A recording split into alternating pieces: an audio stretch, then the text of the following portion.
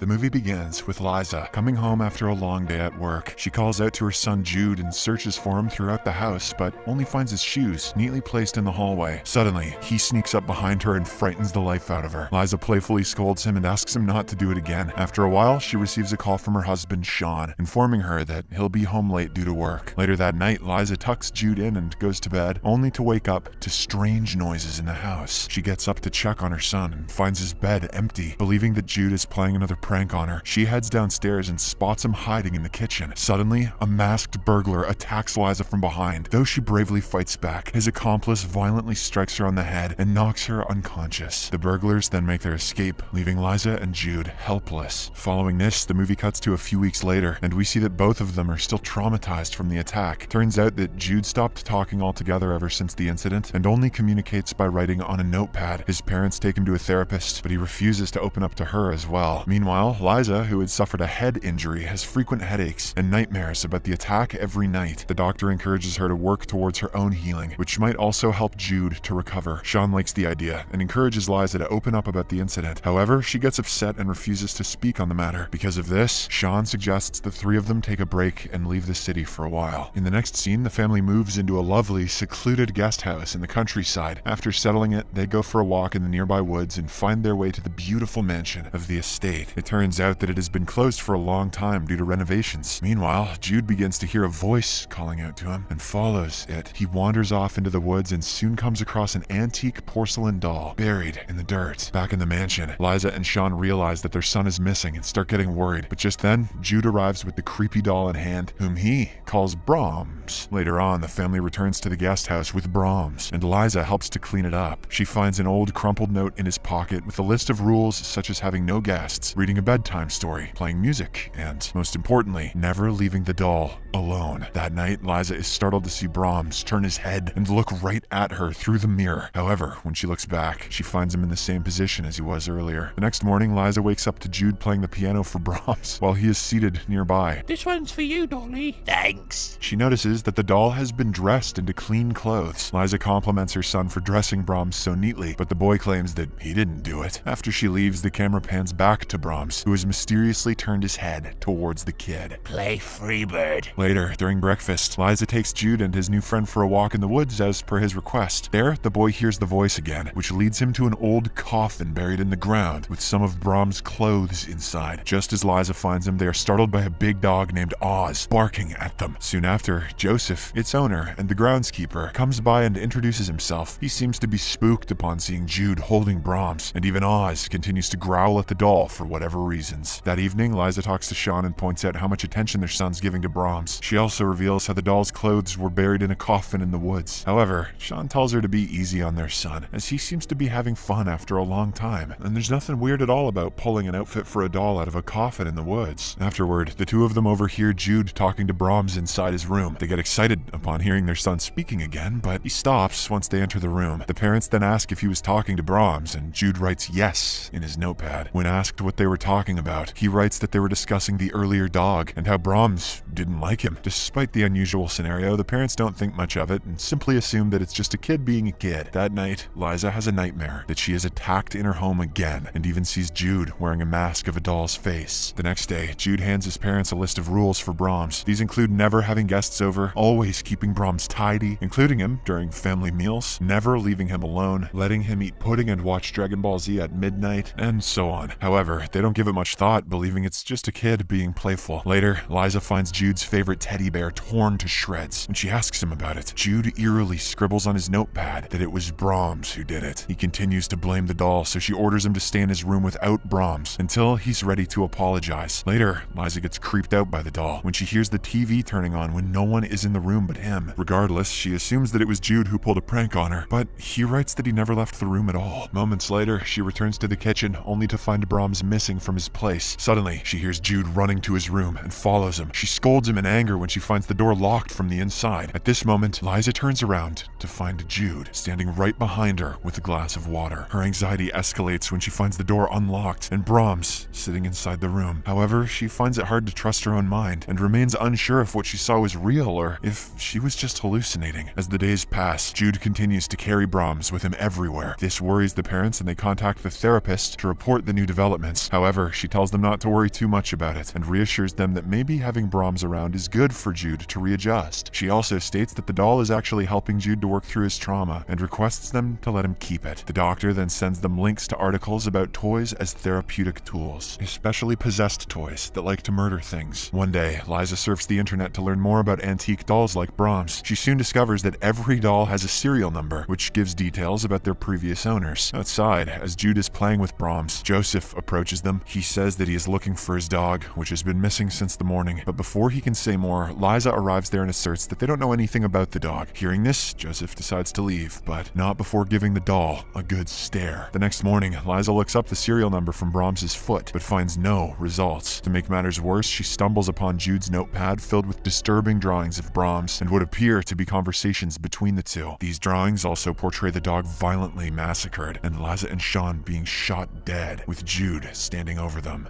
Imaginative little tyke. That night, Jude gets dressed like his doll buddy and heads for dinner. He then suddenly demands that Brahms be allowed to eat with them with his own plate. However, his parents don't take him seriously and ask him to focus on his own food. Later on, Sean mentions that he has invited his brother and his family for some company. When Jude writes that no guests are allowed as per Brahms' rules, Liza reminds him that his doll doesn't dictate the rules in this house. But this only upsets Jude and he writes that she's making Brahms angry. He's going to knife you, Mama. Having had enough, Liza walks away to the kitchen, but she is startled by the shattering sound of something. She rushes to the dining room only to find the table and chairs knocked down and the room in disarray. Jude asserts that he didn't do it and then runs off to his room with Brahms. After a while, Sean checks out the drawings in Jude's notepad and assures Liza that those scary drawings mean nothing. However, she notices that the drawings of the dog and the one with their dead bodies are not in the notepad anymore. This leads to some tension between the couple as they have different opinions on what's happening around them. Liza becomes even more frustrated when Sean claims that she was the one who knocked the table down. He is starting to believe that she has actually gone insane. The following morning, Joseph finally finds his dog in the woods, but in a lifeless state. In the meantime, Liza and Sean realize that Jude is not at home and run off in search of him. The two decide to split up and look for him, and Liza ends up going to the mansion of the estate. As soon as she enters, she begins hearing faint footsteps and voices around her. She even hears Jude laughing in the distance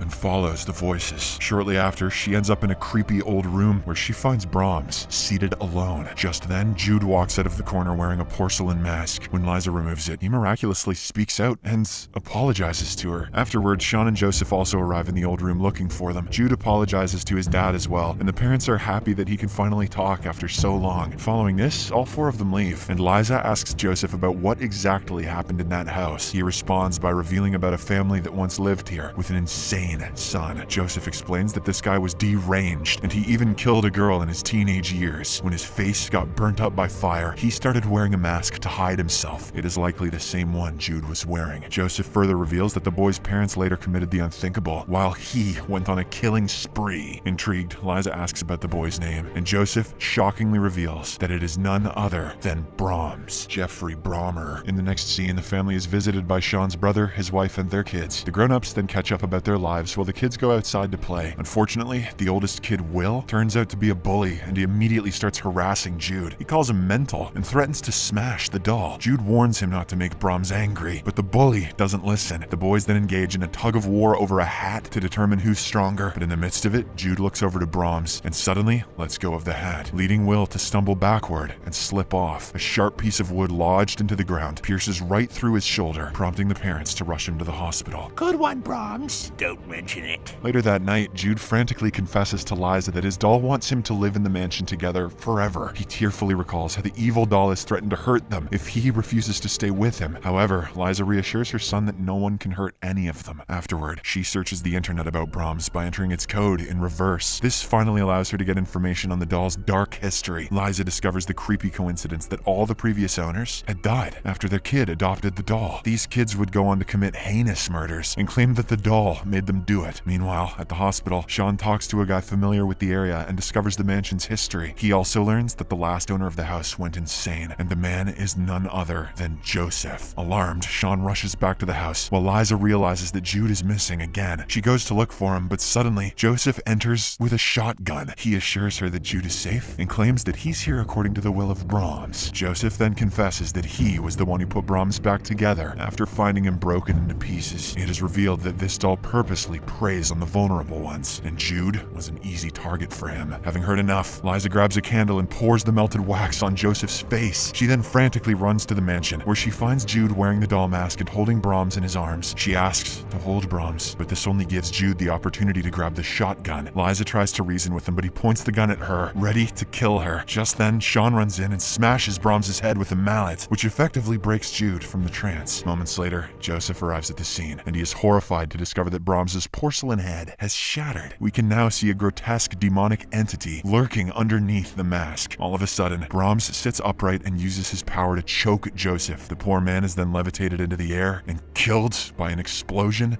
After this, Jude holds Brahms in his arms, and it appears the boy is once again under his control. But suddenly, he turns back and throws the doll into the fireplace, burning it to ashes. In the aftermath of this incident, the family moves back to their old home in the city. They resume their normal lives and appear to be happy. But one night, Jude suddenly gets up and dons the porcelain doll mask. He then ominously says that Brahms will be very happy in his new home as long as the family follows the rules.